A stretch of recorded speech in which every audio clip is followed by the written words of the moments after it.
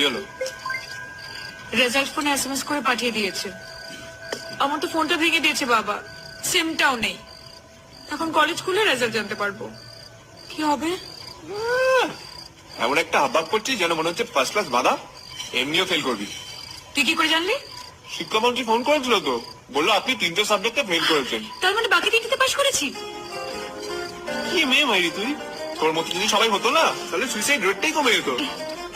কে বললো তোকে? বল না বল না বল না প্লিজ।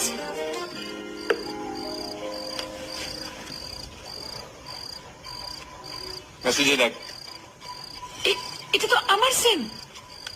ফোনটাও তোর। Touch screen. ওই, ফোনটা গল্প করার জন্য দিন, হ্যাঁ?